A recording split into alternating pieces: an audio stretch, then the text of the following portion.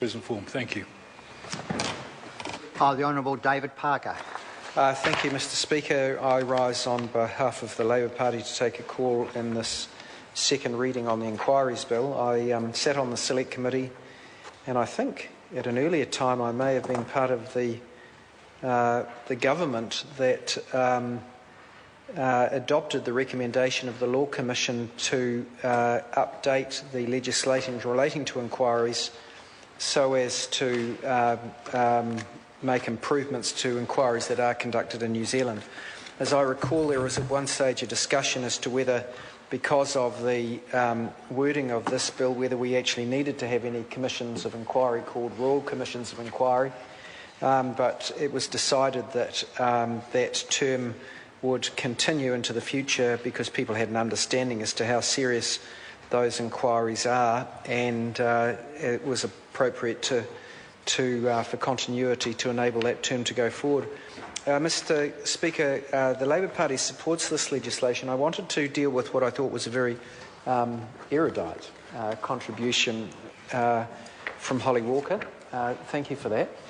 And I had cause to read the bill after that contribution was made, in particular in relation to the immunities and privileges of participants in the inquiries that are set up under the Inquiries Bill if it comes into force. Before I do so, I should note that an inquiry is as it sounds. It's not a determining civil or criminal liability.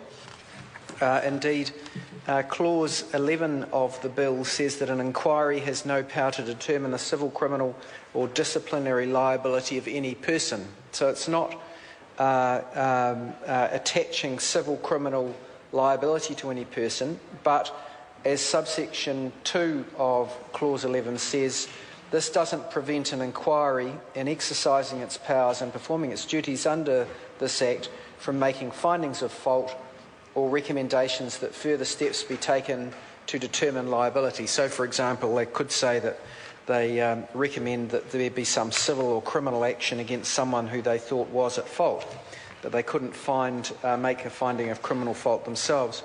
Of course, it's intended that these inquiries adhere to the principles of natural justice, and that's made clear by Clause 17 of the bill, which says that an inquiry must not, in its report, make any finding that's adverse to any person, whether a natural person or a body corporate, unless the inquiry has taken reasonable steps to give the person reasonable notice of their intention to make that finding, to disclose the contents of the report, and to give them a reasonable opportunity to respond to the proposed finding.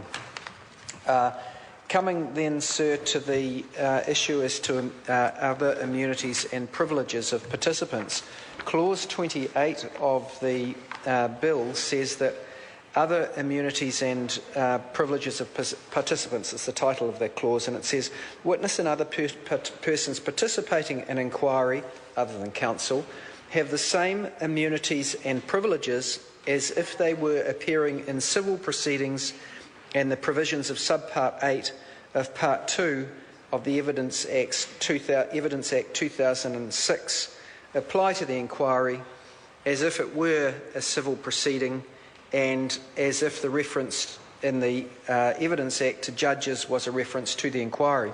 So to make sense of that, one then has to go to the Evidence Act 2006, which sets out the various claims to privilege that can be made in Subpart 8 of Part 2.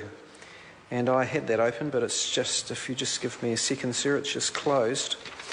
So I looked up the relevant part of the Evidence Act, which is Subpart 8 of Part 2, where it lists various privileges.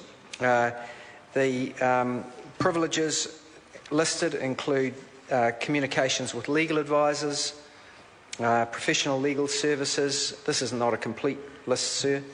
Privilege for settlement negotiations or mediation, privilege for communications with ministers of religion,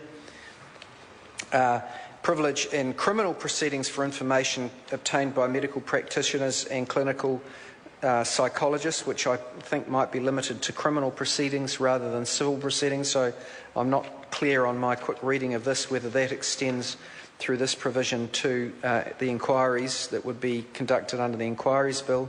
The privilege against self-incrimination, the discretion as to incrimination under foreign law. I'm not even sure I properly understand that. Would have to read that in more detail. Claiming privilege against self-incrimination in court proceedings, and then an informer has a privilege in respect of information that would disclose or is likely to disclose the informer's identity. And then there are privileges there that in respect of disclosure requirements in civil proceedings. Now, having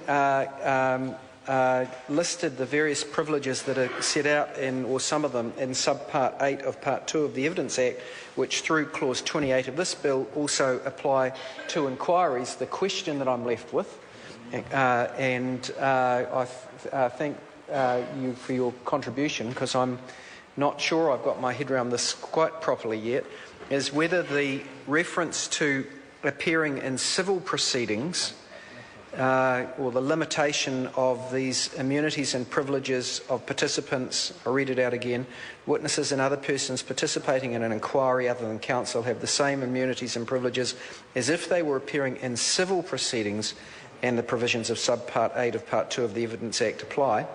I'm not sure on my reading of this now, and it's some years since it was before Select Committee, so forgive me for my loss of memory. I might have known at the time, but I certainly don't know now. I'm not sure whether that reference to civil proceedings limits the types of privilege that are listed in subpart 8 of part 2 of the Evidence Act to a subset of the privileges that I've just referred to.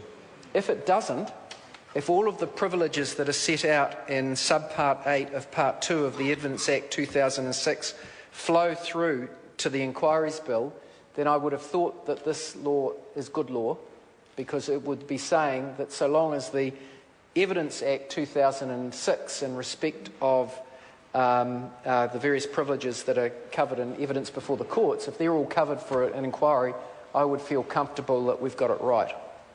But I'm not 100% sure of that, because I'm not sure whether, because of this reference to civil proceedings, we're limiting the types of privileges in inquiries to a narrower set of the privileges that I've already referred to.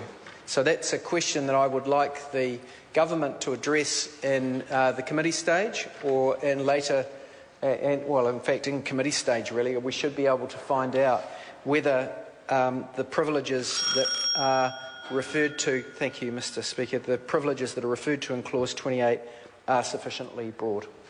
If it is, then the Labour Party will continue with their support of this bill. But can I thank the member for that contribution, because I thought it was an appropriate one. Having said that, Mr. Speaker, this does have the background of a Law Commission report behind it, and I would expect that they had thoroughly considered those issues at the time. We can all make mistakes, however, and some of the events that we've had in inquiries recently show that it, or sometimes make us more aware of issues than was the case prior to those events occurring. So, Mr. Speaker, I'm pleased to speak in support of this second reading. I call Simon O'Connor. Thank you, Mr. Speaker. To talk what will ultimately be briefly on this Inquiries Bill. In fact, the previous Speaker, the Honourable David Parker, had picked up